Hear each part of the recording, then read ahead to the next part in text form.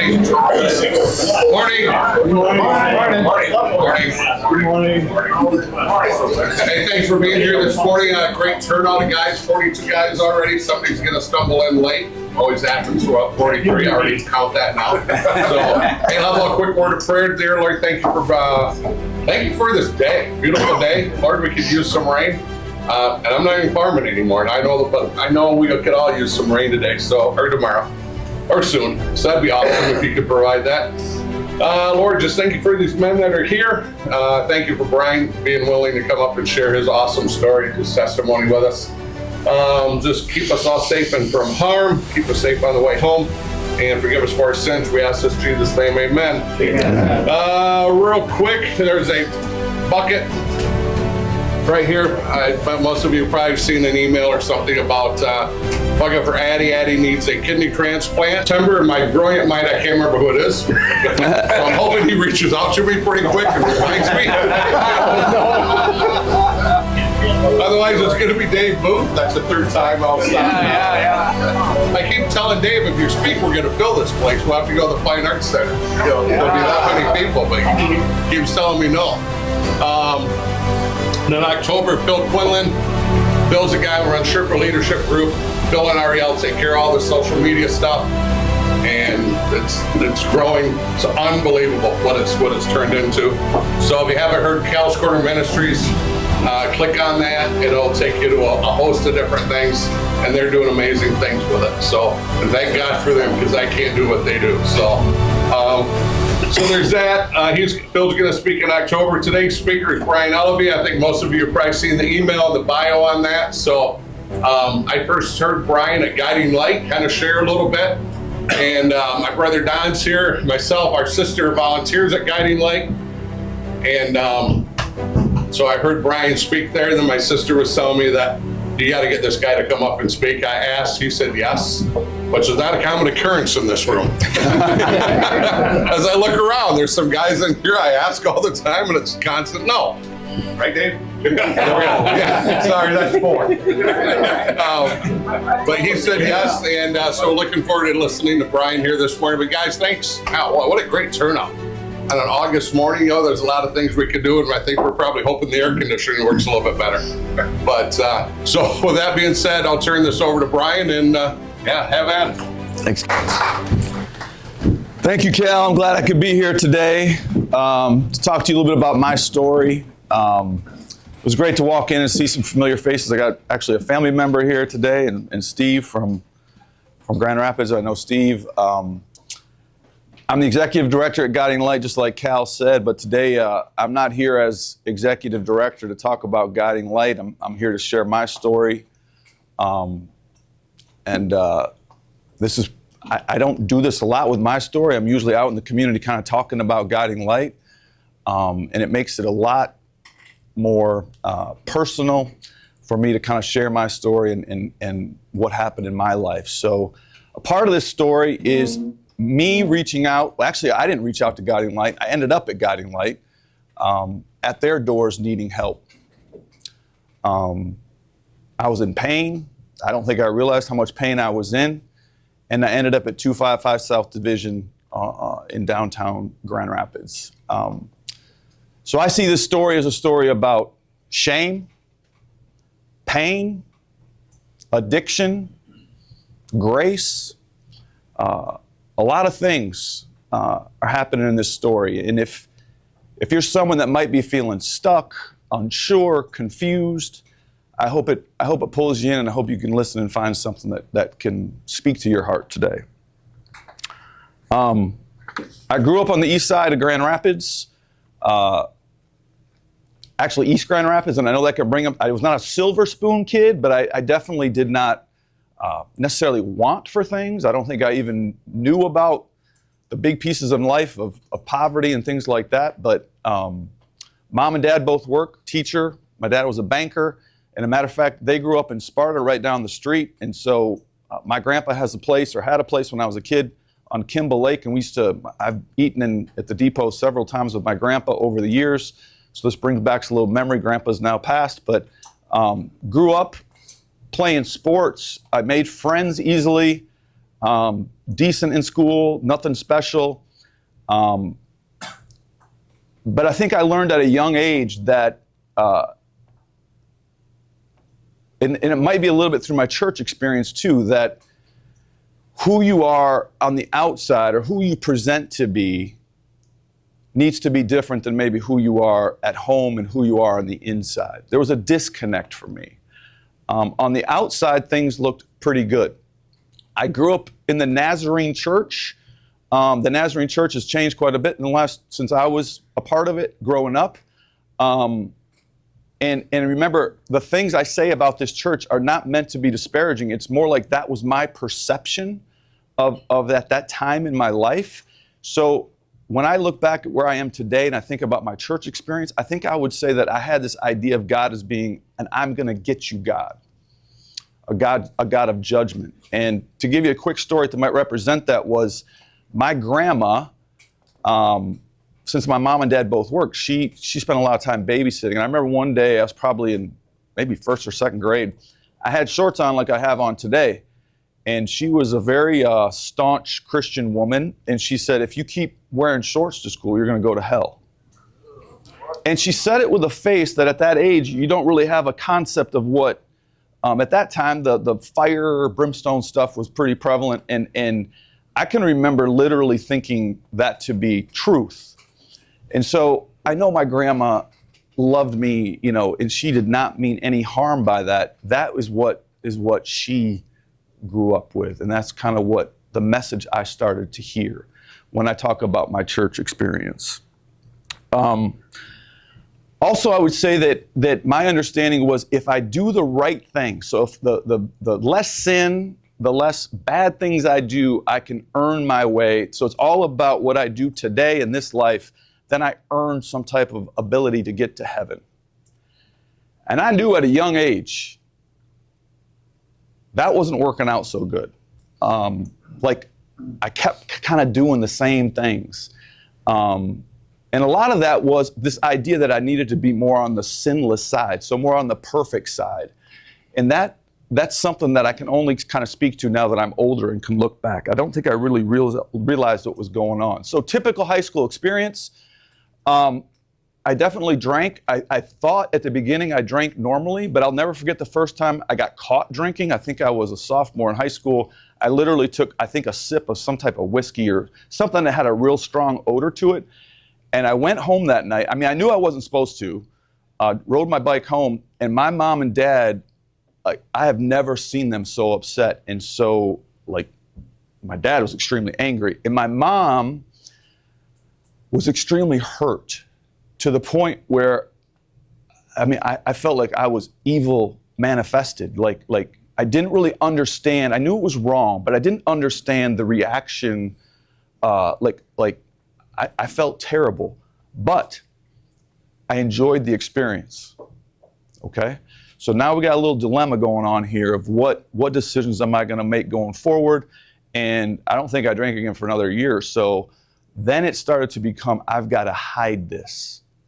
And from a young age, I probably did drink differently from my friends. I didn't drink much. I only drank probably a few times a year, but when I did, I had a hard time stopping. So I'd be the guy that wanted to, can we go back and get something else? Can we find something else? Your parents got something, that kind of thing. But still no real noticeable, difference. We had a lot of guys that drank like me, but I didn't know kind of like what was happening.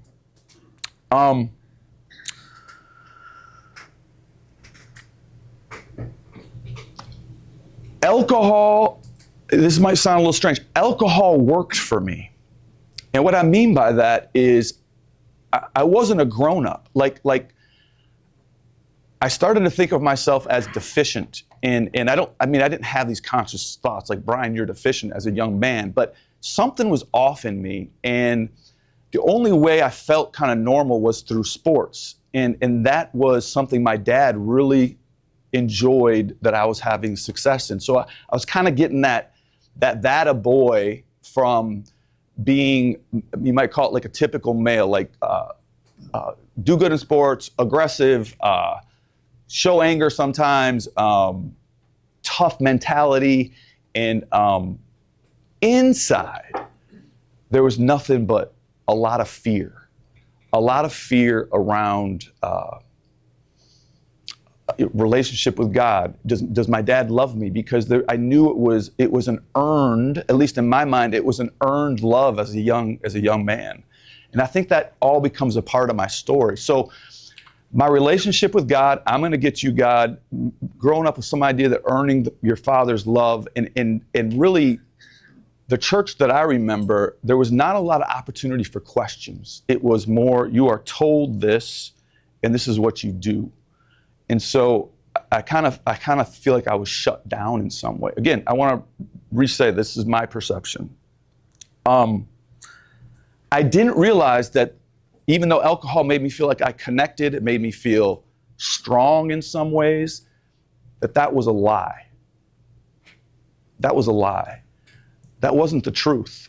What it was really doing was it was keeping me from living life. It was keeping me from truly connecting with people. It was keeping me in falsehoods. I was lost. But at the same time, having some outwardly success.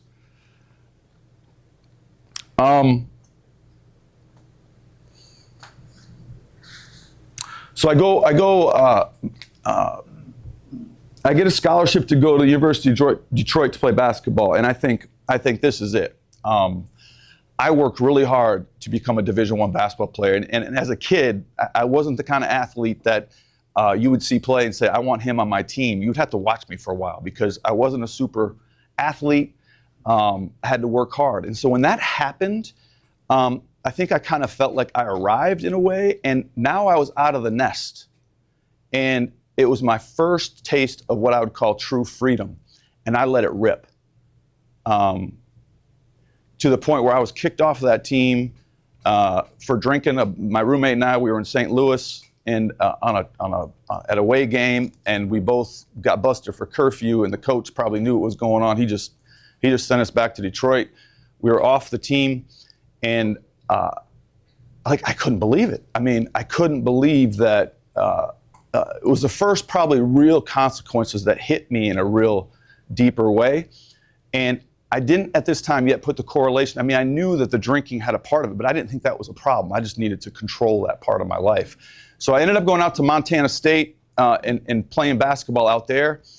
And if you were to look at my life, I would have told you that I was very committed to being, a good teammate, a good team player, that kind of stuff. But when I got older and started to really think back, there were times that I've missed games before because the night before I got so drunk I literally couldn't function. I mean, more than just like a hangover, very physically out of it. And so the thing I'm trying to point out is that I was creating my own perception of reality, and the drinking kept escalating. It kept escalating.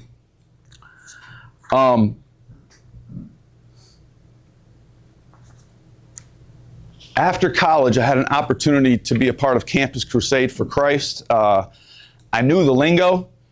All this while, my relationship with God, I wouldn't say I actually walked away from God, but I was living two different lives. I was living for college, I guess you could call it the fast lane type life. But I would still go to church sometimes. I was still involved in some things that had me questioning my faith, had me questioning like reading. So when I look back, I don't think I ever truly walked away from God.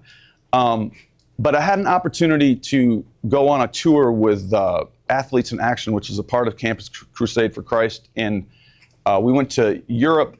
The team I was on had a couple of coaches that were assistants at UCLA, and they became kind of big time coaches, and I got to know them. And then I joined their national team, which we played Michigan State, and we flew around the country for a couple of months. And I really met some men that, like, basketball level were way above. We had some 10-day NBA contract guys, and I'll never forget the coach. His name was Lorenzo Romar, and Lorenzo played in the NBA. He looked at me one day and he said, "You're lucky you weren't better at basketball than what you are." And that kind of upset me. I was like, what do you mean? He goes, you're still a child. Wow, what do you mean by that? You couldn't have handled the choices you would have had to make with that kind of money, with that kind of freedom. Like, there's no way you're ready for that. And I didn't really follow up with him on, have him elaborate on that. But that what he said to me has kind of stuck with me over the years, because now I think I know what he was speaking to. In some ways, you might say that I was still a child. I was not an adult. It was basically, what's going to make me feel good and what's in it for me. My idea of success is, how do I make you think I'm doing good, and then what's in it for me? Even with my family. Even with my family. I just want to, because I could tell stories, but I want to just give you some facts, things that involved alcohol in my life, things that have happened to me, at least partially due to alcohol, which is me. I'm not separating this. This is still me. I'm not saying this is alcohol's fault. This is a part of me. Kicked off sports teams, driven drunk a lot. I've lost many jobs. I have stolen. Not just stolen from like the gas station, stolen from my parents. I pawned my dad's drill one time. I just thought I could make a quick $20. Pawned my dad's drill. I've been arrested. I've been tased by the police. I've been bankrupt. I've had a felony charge. I've lost my home. I've lost my car. And when I say that to you guys, it still hits me in the gut that even doing that, in my mind, I was totally convinced there's reasons why I should be doing it. I was justifying it in some way. My dad didn't do this when I was younger. This is why I can do that. Entitled? You could call it spoiled? I don't know. Not a good way to live life if you want to live it to its fullest, or if you want to be what you might call awake and grateful for the life you've been given, right? That's not even where when I write this list, it's not even where I think the real pain or real damage comes in. I have hurt my mother so badly. I'm her firstborn by like 11 years. It was born under duress. It was not a planned pregnancy. I didn't even know this, so I didn't put the dates together for a while. So I think I was 18 when I figured that out. There was a connection between me and my mom, and I just, basically you could say I spit on it. And when I think about that and know that she had a hard time sleeping, knowing that she tried to fix me, knowing that it still just hits me in the gut. I've disappointed so many friends. In the middle of my addiction, I had one really good friend, and he had 3 young kids, and one night, I knew his wife well too, and he said, could you babysit for us? I was sober, and I came over to the house to babysit, and he said, there's just one thing my wife Amy and I need to make sure you know, and that is you can't drink here. And I said, sure, as quick as, sure. And within an hour, I was drunk. And I fell asleep. Their youngest born was probably around 6 months to maybe a year. I can't remember for sure, but I did fall asleep right by the crib. And we have mended that to a degree, but it's never been the same, as you can imagine why.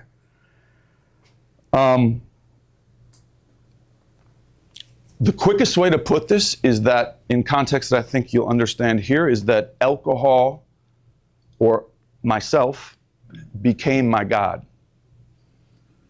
That I was self-driven for my own benefit, and alcohol became my God.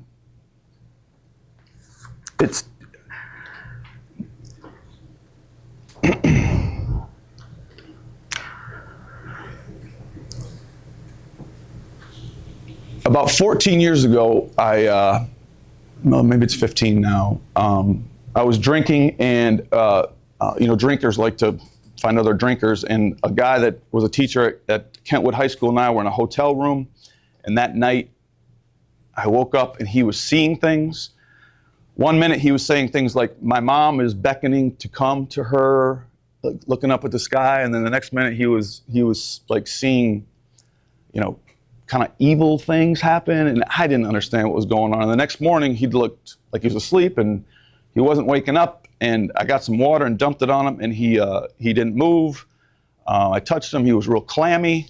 Looked for a pulse. I couldn't find it. Called the Wyoming police, and they came and took him out in a body bag. He was an athlete. He missed, I guess, the Olympic team. He was a pole vaulter by a little bit, and I was in the Wyoming Police Department for a while because they wanted to. I guess when someone dies, you got to make sure there's no foul play. I tell that story. You would think that would be a place where you'd say, "Listen, this isn't going well. We need to get this figured out." And I still kept on drinking. I was in a hotel again by myself, and I've heard, someone told me about Guiding Light, and I was shaking so bad, DTs, that I could not push the numbers on the phone. The lady at the desk helped me get a way down there to Guiding Light. And at that time, Guiding Light was a little more of your gospel rescue mission type place. And I didn't know what I was getting myself involved in. I had no idea. And that was a good thing. I was stripped of everything. I had no money, I had no car, I had no job. And previous to this, I was a teacher.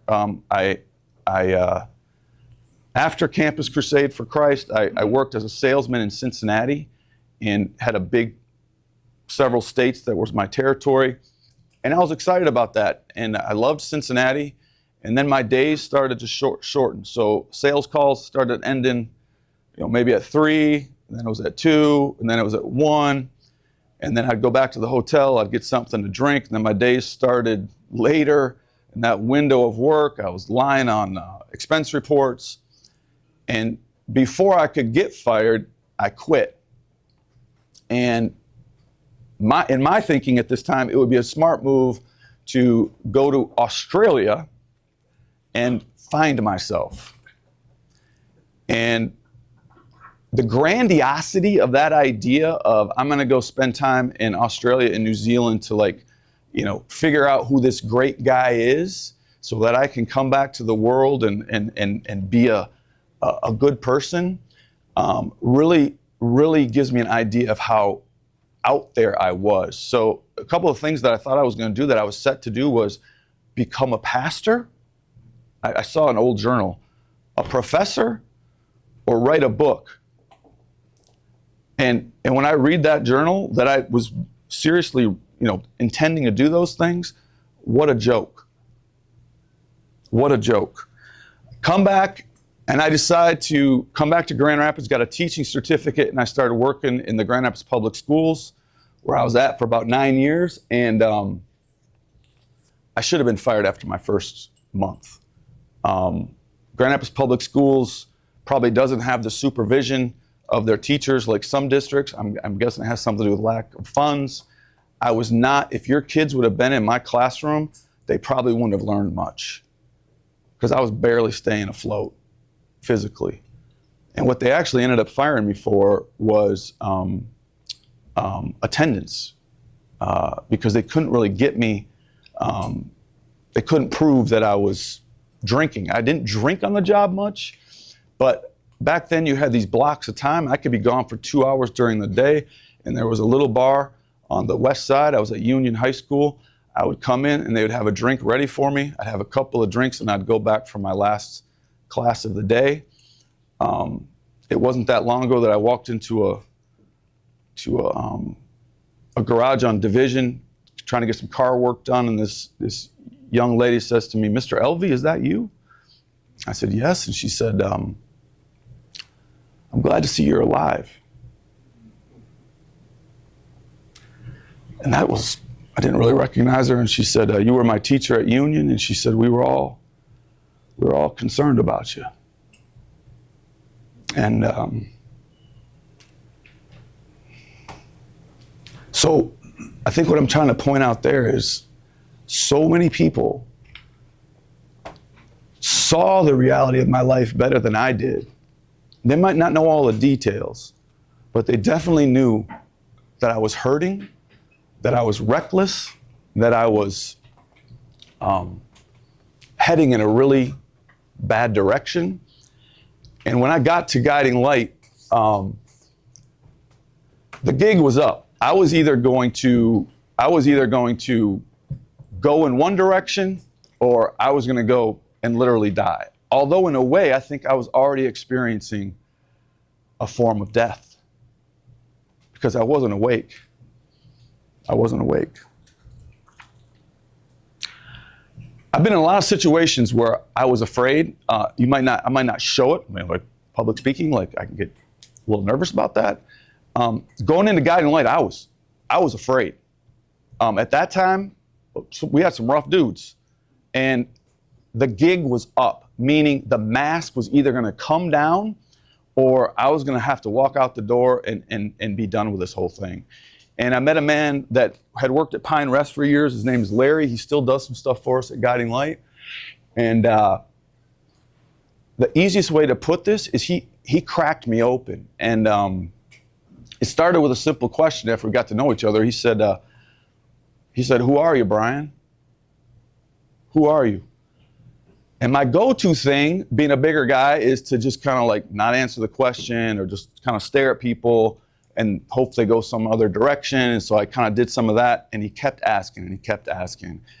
And finally there was a day where I just started to weep because I had no idea who I was. I was attached to things like being an athlete or being my parents' kid or having buddies in East Grand Rapids or the teams I played on. There was no substance to Brian. Like none. The gift in that is that I saw it. I finally saw it. So now I can start. I can start from scratch, kind of, or I can have a new beginning. And Larry was able to convey that to me. And I honestly sit here today and I can't believe that I was even able to hear it. Another pivotal moment was, and growing up in the Nazarene church, was prayer.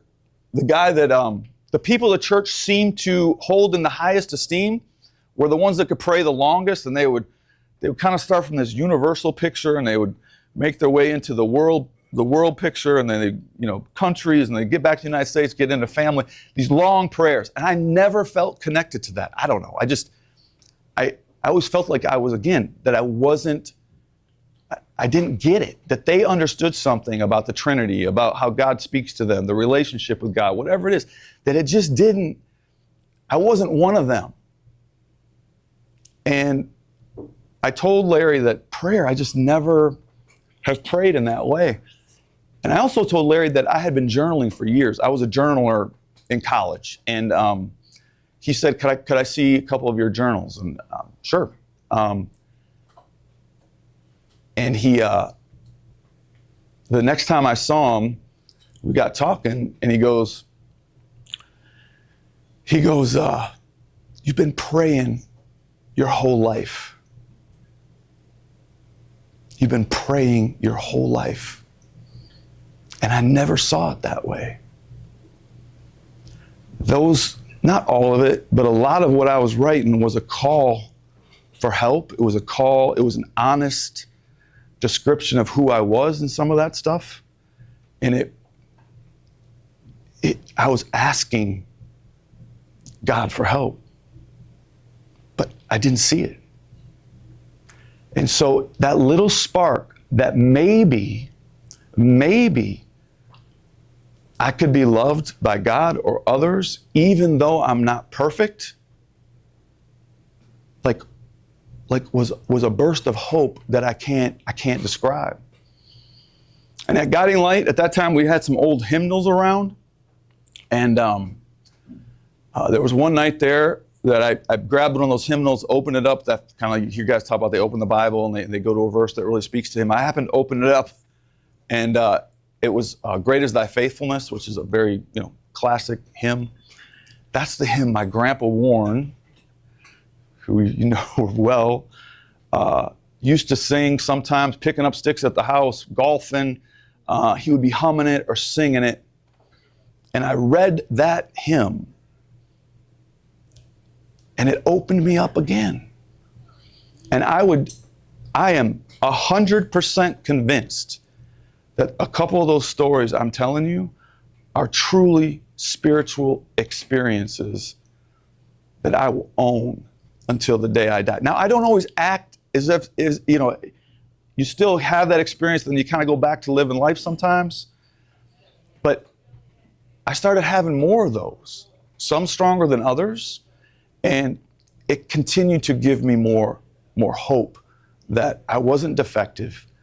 I was okay. I was made the way I am. And the more I learn about me, the more it's on me. I'm not a victim. It's more about me to start to make the change with the help of the God of my understanding. And that started to grow. And while I was at Guiding Light, this mother of mine,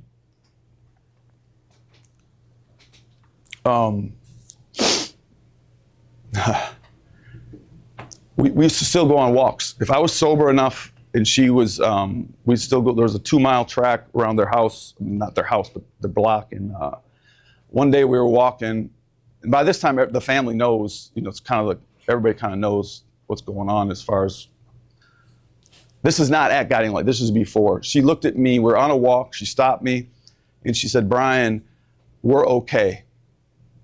And I said, "Who's okay?" She said, "Your dad and I are okay." I was like, "I still don't understand." And she said, "If you die, if this is the life you want to live, and if you die, we're going to be just fine." She said, "I don't want you to die, but we're over it." And she squared me up in that moment like a mom can. My mom doesn't say it to me too. And so when I was at Guiding Light, there was no communication. It was about 8 months. I got a letter from my sister, Elizabeth. In that letter, it said, we, family, wished you had died. And I later found out what she meant by that, because I was like, wow. That the family had had enough, and that they'd rather have some closure than to continue to go through the disappointment of, you're sober for a couple months, then you're drinking again, you're sober a little bit, then you're drinking again. Just that up and down, show up for Christmas, don't show up for Christmas. The cycle of addiction that is just keeps running.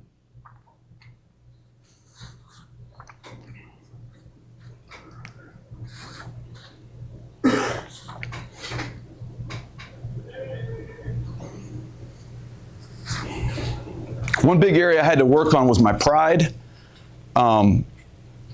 It still is an issue today, pride and ego. But for me, that is that's the area where I try to be careful. The idea that I think I know, whether it's related to God, whether it's related to living life, whether it's related to being judgmental of others, I still try to continue to work on that. My sponsor, AA sponsor, I was involved in AA even before I went to Guiding Light, but it was I would pick and choose when I wanted to go. I got a sponsor while I was at Guiding Light. His name was Kevin. I knew Kevin a little bit, and I'll never forget the first time we met face to face. He looked at me, we were alone in a room, and he said, "I'm only going to work with you if you can be honest with me."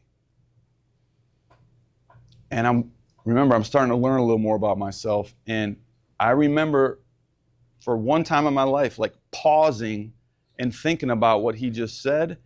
And I said, "Kevin, I don't know if I'm truly capable of being honest, because I'm not so sure I understand it completely." And he said, "Well, you just did it." He said, "You just did it right there." And I said, "Oh, so it's not about the perfection. It's not necessarily about Did I take money out of a till? It can be things like, how am I feeling truly? What am I truly thinking? Things like that. And so we kind of had a deal that if I lied, would I let him know in as short as term as possible, like time-wise? And that's kind of how we operated. Because when I was sober a year, my mom, who then owned my grandpa's place on Kimball Lake, I was supposed to go up there for the weekend, and I didn't want to go. I just didn't want to go. I don't really know why. And I remember talking to her on the phone. I said, Mom, I'm not coming. I said something about, I had a dog. I said something about my dog is sick. And that night, I couldn't sleep. I couldn't sleep that night. Called her early the next morning, and I said, Mom, I lied to you yesterday. What's really going on is I don't want to come. And I was kind of like, I knew it was kind of risky, and I said, is that any different than it used to be? Like, I had a question for her. And she's like, no, I'm used to this. But she goes, you know what? At least you're telling me. And I thought, again, I'm a little kid. I'm a 45-year-old man who is struggling being honest with his mom. A little kid, 1 year sober. I'm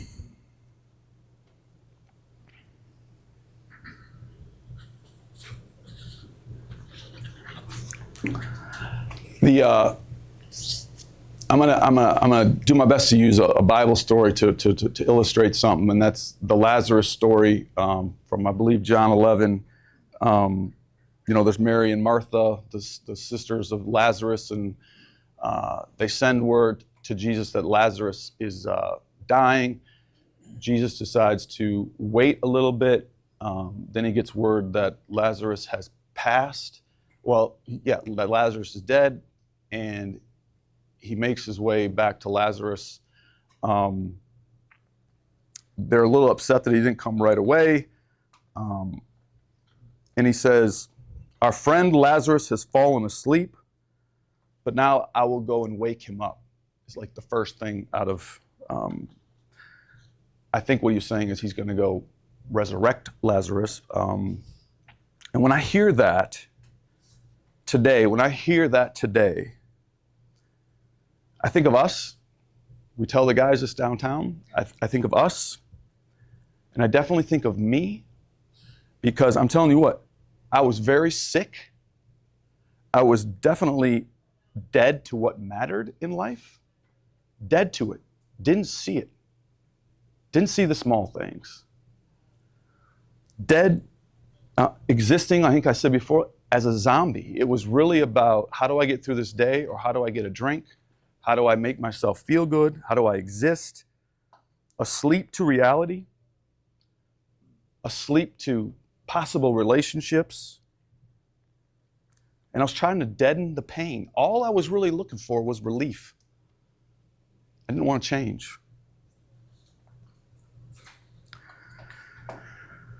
So Jesus goes and finds Lazarus, and he says, Lazarus, come out.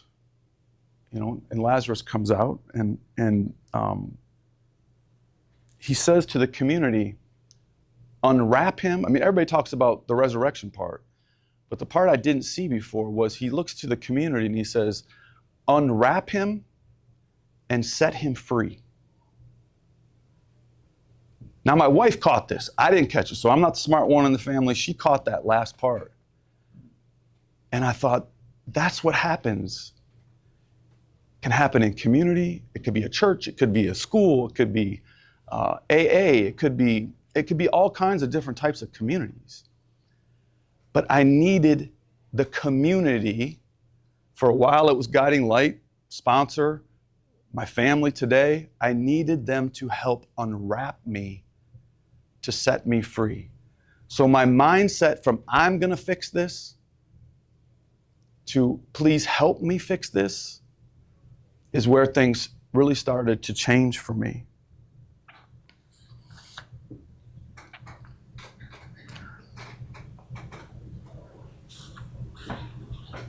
How has my life changed? And this is definitely my favorite part to talk about. First of all, I'm not perfect. That's for sure. Let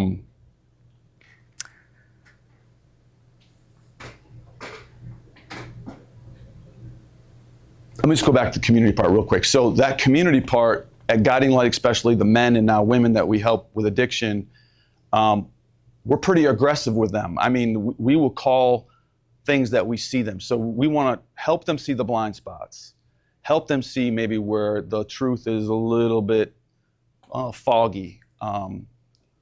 We want to give feedback. We want to pick them up, but it's the quicker you can get to that place of realizing kind of how out of reality you are, the better. And that's tricky, but the community can help with that.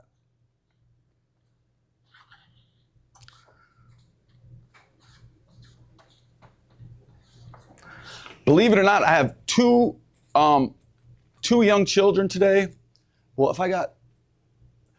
real quick, I missed a part. So when I was in college, I got a woman pregnant, and she lived in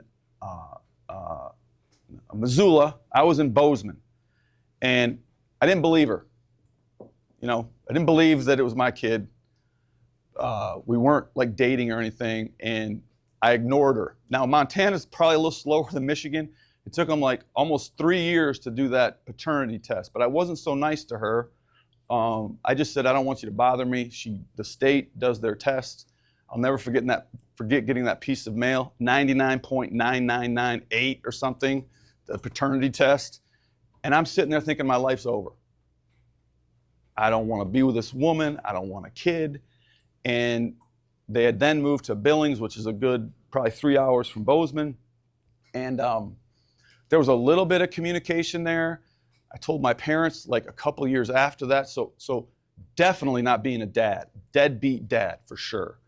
And my parents really helped his name is Brennan. He's come to Michigan several times. And the story I want to tell about that is, our relationship was definitely rocky, middle of addiction, not being a dad. He comes to Grand Rapids, I'm drinking, he's staying with my parents, and he just bugs my mom so much that she finally brings him over, and I'm definitely in an active state. And he says, Dad, I'm only going to ask you for one thing. Oh, what's that? He was probably 12 at the time, maybe 11, and he said, I just want you to come to my high school graduation in Billings. Going back to what I said before, quick to respond, to make someone give them what they want. I said, absolutely, I can do that. Fast forward, he's graduating. My parents know about this request. My aunt and uncle know about this request. They buy me a ticket. They're going. So I got an aunt and uncle and my mom and myself all have a ticket. We're flying out probably on a Thursday or Friday early to go to Montana. I'm sober. Starting about 10 o'clock that night, I get drunk. And I don't show up to the airport. I ghost them. Ghost my mom, ghost my aunt and uncle. And that still haunts me today. Still haunts me. Because that little kid, he just asked for a sliver of a dad, right? Just show up to this one thing, a sliver. And I gave him nothing. I gave him shit. And I made it to his college graduation. And what I want to say about kids, I am shocked. Guiding Light has, a lot of the guys at Guiding Light and gals have kids. These kids are able to forgive in a way that me as an adult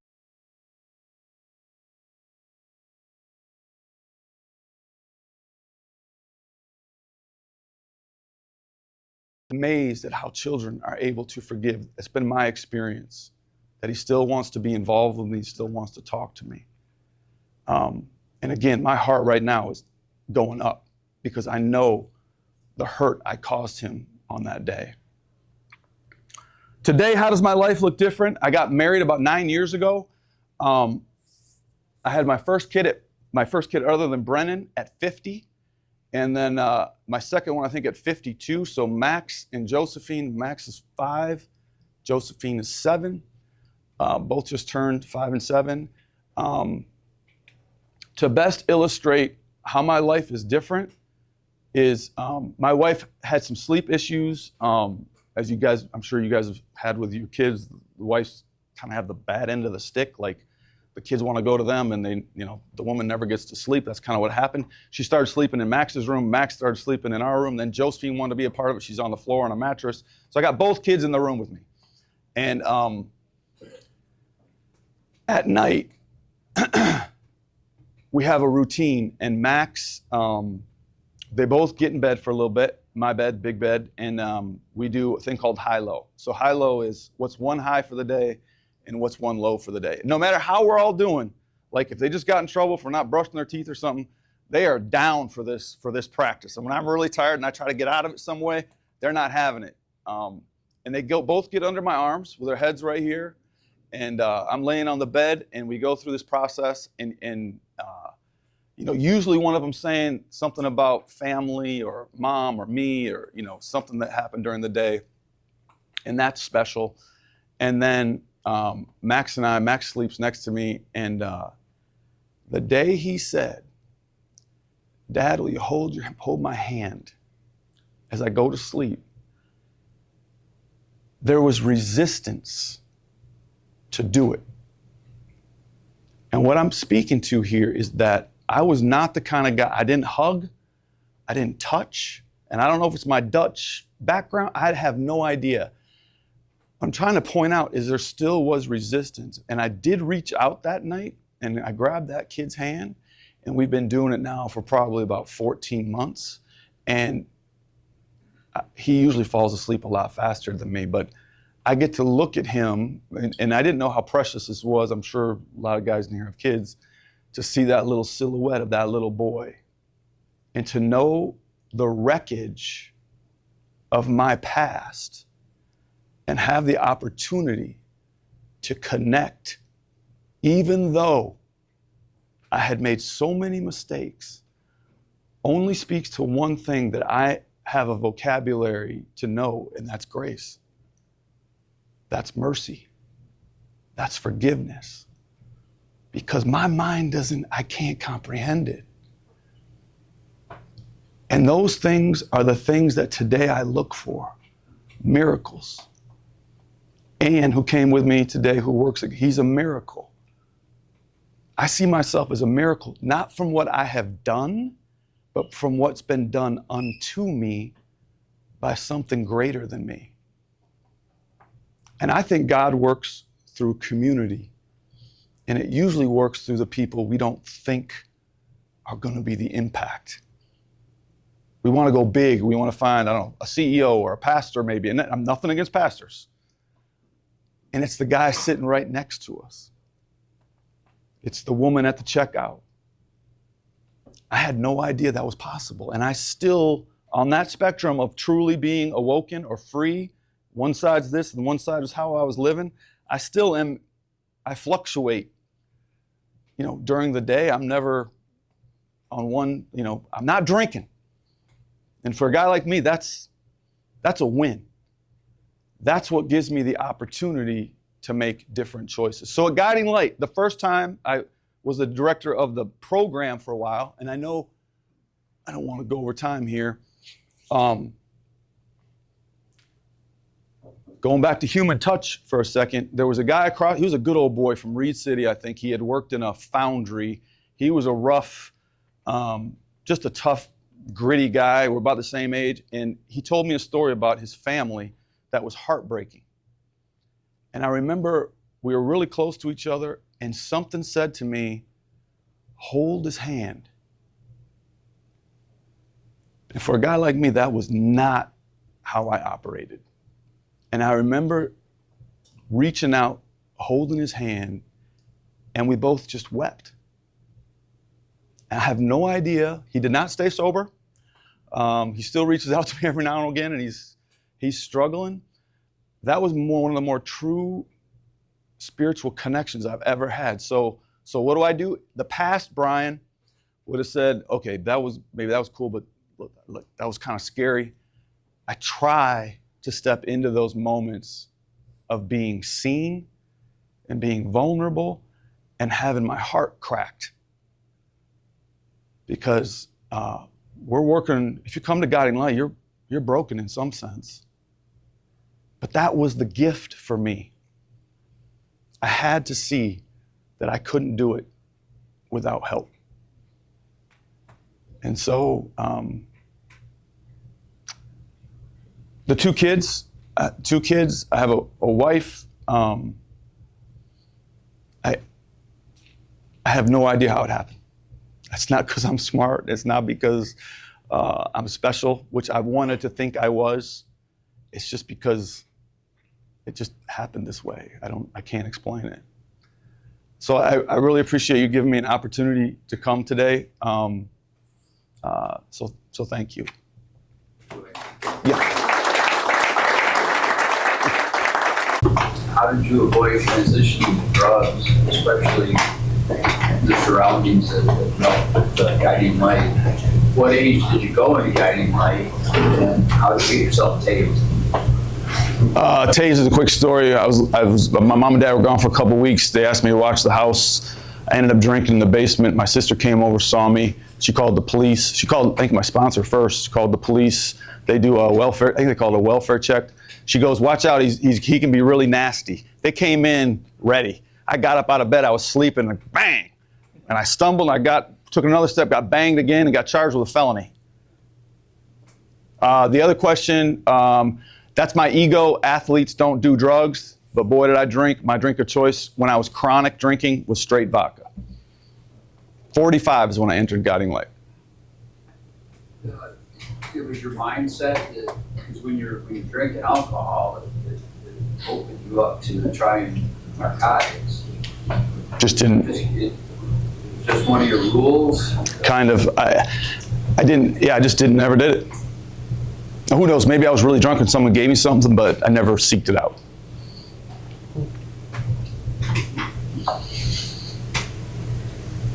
The family you babysat for,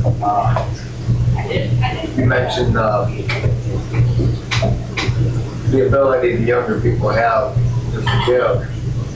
Did that person ever forgive you, and did that family ever forgive you, and they say, and if they see the transition in you to cause them to have a take heart to believe that these extension people? That's a tough one. They got my best friend and his wife, who I introduced him to, ended up getting a divorce. I don't know much about what happened there. He's now in Phoenix. I don't know if it's just distance. We do reach out a little bit. I think they forgive me in the sense that they knew I was sick, but I don't know what they would say. They know I'm doing a lot better today, but it hurt the relationship. It's just a reality. I misused that, and it's gonna. Some people, and I get it, like that was their prized possession. And I did the thing they said don't do. So I think it has hurt the relationship, but we talk. Steve? Thank you. Yeah. That's all I wanted to say. Oh, okay. Somebody who's in the community, it's hard, especially with Christian brothers, to describe the difference between a normal drinker who's a Christian and somebody who's lost an addiction, because we think it's character. Talk to us about the work, right? It's a spiritual thing at Guiding Light, which, by the way, brothers, is the best chance a lot of men and now women get. But talk to us about the work. Sometimes it's a conversion. Sometimes you see sparks when you pray, deliver me from this addiction. Talk to us about the work. Well, you can imagine, even in this room, I think if I asked you 3 questions about how you saw God or your whatever belief you have, you'd get a lot of different answers about big questions. What's Trinity mean? What's real relationship with God look like? You could get probably a lot of different responses. So Guiding Light, the guys and gals have a lot of different, faith walks they come to us from, or, just like I talked about my experience with my church, they have their own. And so we really try to learn about where are they at. Not so much are they a real Christian or not, but why do they believe the way they believe? And is this something that's been taught to them, or is this something they've just kind of picked up from their parents? And what do they want to do with it? In AA and in my experiences, that my higher power, this could not have happened without some form of help from a higher power. Again, I do find that higher power in community today. I do pray, but our folks have spiritual direction through spiritual directors that have been trained through the Dominican Center there in Grand Rapids, and they're very good at listening. we love to give advice about what people should do. These folks are really good at listening and kind of helping people decide what might be their next move. How might you, where do you want to go next with this whole spiritual component? And to me, today, and one new idea I have, like trying to live out, is that it's all spiritual. Everything's spiritual. Like if God made, it's all spiritual in some form or fashion. We just might not know why things are happening the way they are. I sure felt as a victim going to God, like, why me? And didn't want to say to myself, I created this. So I don't know if that speaks to your, it comes from a spiritual place. And God, Jesus for me would be how I would frame that. So.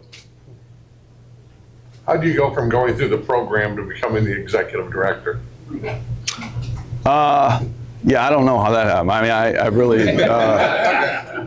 So just real quick, funny story. The previous executive director was Stuart Ray. He owned a ton of Burger Kings, I guess, in Grand Rapids, and maybe you've heard him speak. Yeah.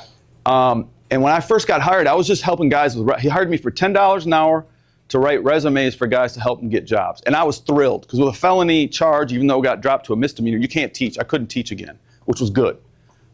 Now that I look back. And I thought he liked me because he put an office, I was right across from him, and I thought, oh man, right by the executive director, that's pretty cool. I found out later he did that because he didn't think I was going to show up. And he told me that, he said, I put you there because I wanted to make sure you were showing up. And I was like, oh, ego. Yeah. But we have transitional housing at Guiding Light. So one of the big keys to our program is once you finish the 4 months of program, you get a job, save some money. We have housing. We can house 41 guys in apartments, mostly in Kentwood. And so they can live with us. There's no limit. And that's where we really started to have success. So I was the first one to kind of live in those. And the only reason that happened is the guy that started it got drunk the first weekend. And they didn't have anybody else. And so it wasn't like he thought I was going to be so good at it. It was literally he didn't know who to put in it. So that's how that started. Yeah. Stuart Ray. Stuart Ray. Here a long time ago. Oh, did he? Yeah. Is he still around? Yeah. Yep. Good to know. Yep. Anybody else? So, I mentioned to you that I seen you going through your notes. Yeah. And you take one and move it to the back, and then you hit on that one. And I said to you, how God's going to direct you. Yeah. You said, what do you want me to speak on? Your testimony, your story. Just go with it. Yeah. Yeah, you did a great job. So Well, thanks, thank you Cal. very much. Yeah.